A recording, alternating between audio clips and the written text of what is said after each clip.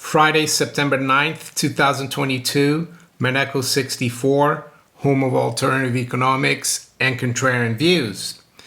Today we're going to look at the precarious and dangerous situation the UK government has put UK taxpayers. And what I mean by that, well, with this 150 billion, or so they think it's going to be 150 billion package to cap energy prices. We're going to look into that and what I mean by putting us in a precarious situation. Before I start, though, I'd like to touch upon what happened yesterday. I know a lot of you don't live in the UK. The biggest viewership I get is in the US. UK is number 2. Then it's Canada. I think the Netherlands, Australia, and so on. And it's about the Queen, of course. She passed on yesterday, Queen Elizabeth II. I mean, I've lived in the UK since 1992, so more than half my life. I came from a country that was a republic, but was also actually a monarchy up until 1889. So I didn't really have any experience living under a monarch. And all I have to say is I think the monarchy in the UK is tradition, and the British are sticklers for tradition. As for the king now, King Charles III, I don't think he's as popular as his mum. And I don't think he's helped himself gain popularity by being associated with the World Economic Forum or Klaus Schwab.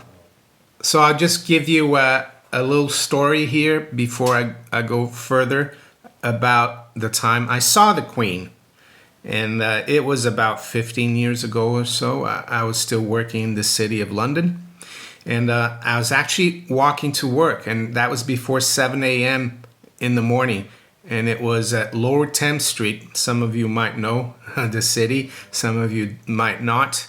And it was near the Tower of London. And I was going to cross the street, and there's a traffic light. The light was green for pedestrians. All of a sudden, these two policemen on motorcycles drive up and stop me and some other pedestrians from crossing the road. Then we're like looking, and then all of a sudden this black limousine, probably a Rolls Royce, drives past, and the Queen is in the back with her daughter, Princess Anne. So that was the only time I've seen the Queen very closely, and yeah, I wondered what's she doing driving into London at that time, because she was going west. So she was up early that day, and with that, I got contacted yesterday by Oliver Temple from Gold Investments, and he asked me to let you guys know that he's got a special 1% off on 2022 sovereigns with Queen Elizabeth II. I guess it will be the last year that her head will be on the British coins. So you have to use the coupon code Corgi. And why is that? Well, because they were the Queen's favorite dogs, Corgis, just like Shih Tzus are my favorite dogs. And yeah, so use Corgi, you'll get 1% off. I noticed yesterday, I saw that the Royal Mint's website was, the traffic was huge. They had to create a queuing system. This morning, I was actually able to get on the Royal Mint website. I didn't buy anything. I did buy one of those QE2 2022 sovereigns from Oliver last night, actually. And there are some websites where that coin has run out. So a little bit about the money and what happens when you have a new monarch. And yeah, the money changes, especially the coins, of course.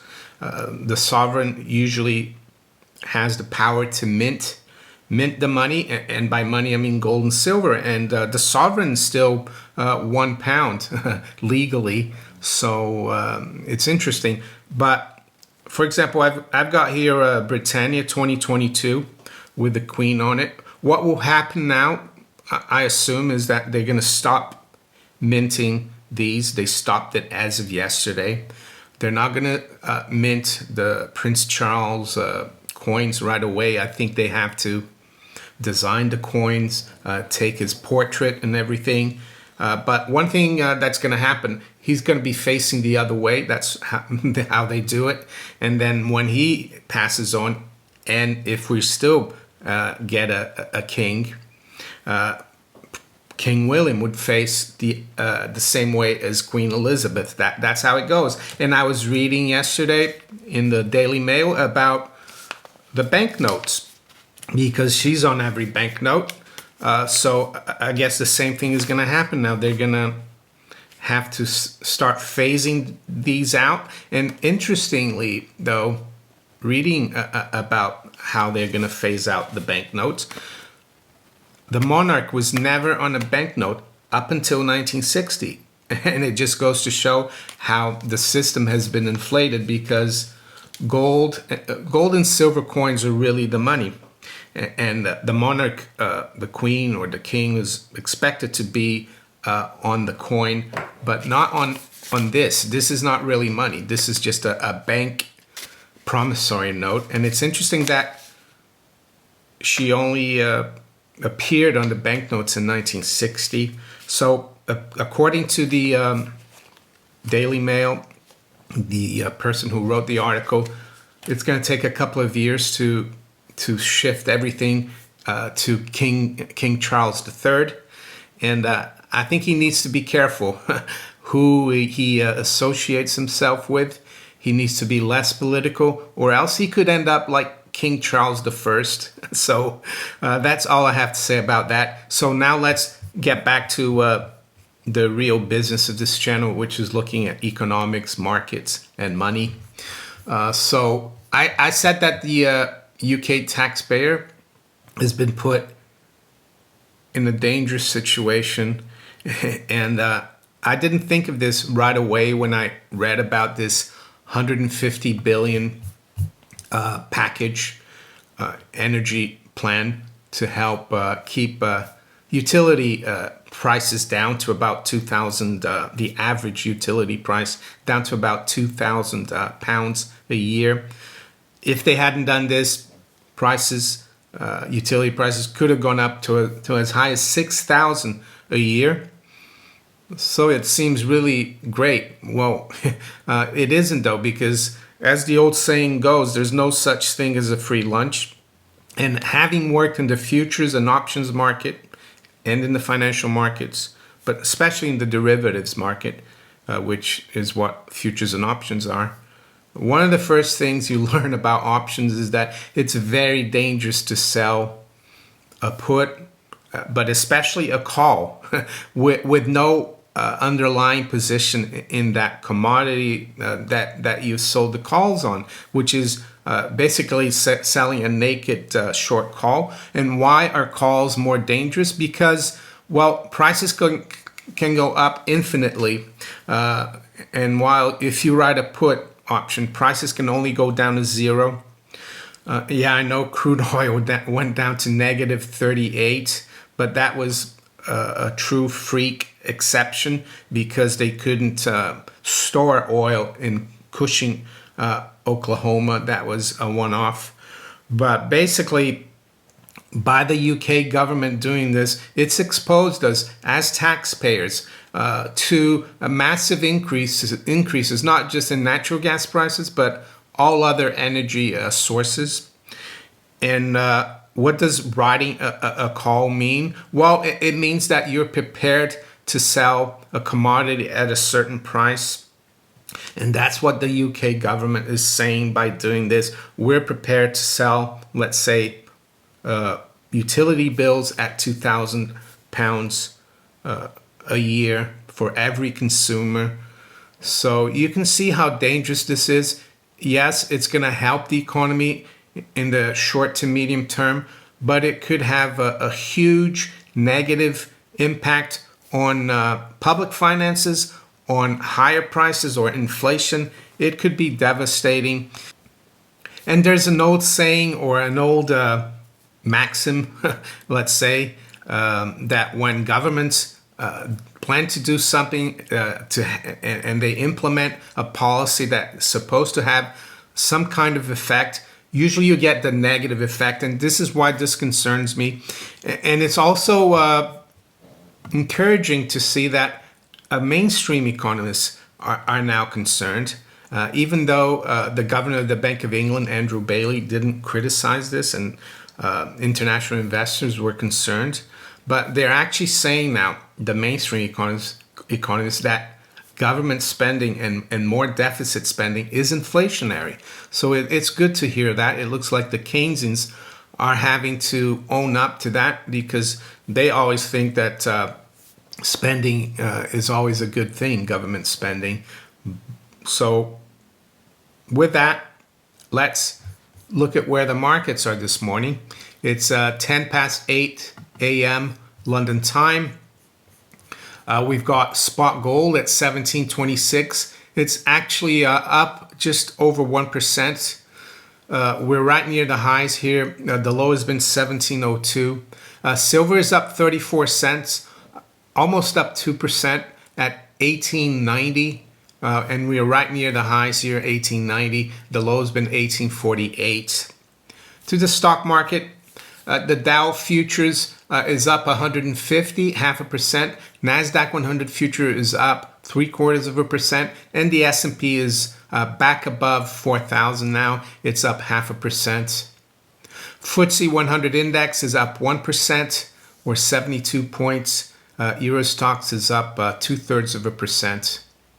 So we're seeing a massive move higher here. Well, relatively big move, I would say, in the currencies. Yes, in the last few weeks, the yen, sterling, and the euro have been falling out of bed. And as we know, markets never go up or down in a straight line. And it looks like we're getting some relief here. I would say it's because of the action governments are taking in the energy market, not just in the UK, but also in Europe. And I think there's an energy conference in the EU. So the market is taking that as positive for the economies here. So sterling, for example, is up almost 1%. It's at 116.18. The euro is up 1% as well. It's almost back to 101 against the dollar. Does that mean these currencies are now good? No, don't be fooled. Nor is the dollar any good, of course, in the long term. The dollar is down over 1% versus the yen. It's not surprising. It's still at 142.27. Dollar is down just over 1% versus the Swiss franc at 95.90. And the dollar is down 0.5% against the yuan at 692.50. Have a look at the ruble. Dollar is down just over 1% at 60.50 versus the ruble. Check out the other currencies here. Aussie dollar is up 1.5%, 68.50. The dollar is down 0.2% versus the Canadian dollar at 130, just above 130. And the Kiwi dollar is up 1% at 61.20. So to the general commodities, we got WTI crude up 0.2%, 83.60. Brent crude is also up 0.2% at 89.40. High grade copper is up 2.5% at 361. And US nat gas is up 2.2% at 8.10. Let's look at the TTF, Dutch nat gas futures. Well, that's down about 4% at around 212. So let's quickly look at the bond markets. The 2-year gilt yield is back above 3%. It rallied at the end of the day yesterday. It's at 306. It's down about 1 basis point. The 10-year yield is unchanged at 314. So governments in Europe are still not out of the woods, and I don't think they're going to be out of the woods anytime soon in terms of their public finances. To the U.S. Treasury market, the 2-year yield is up 1.6 basis points at 351. The 10-year is up 1.5 basis points at 330. So if you enjoyed this video, make sure you hit the like button. Please share it far and wide. Think about subscribing to my channel if you haven't yet. And with that, I wish you all a great rest of the day. Take care. Bye.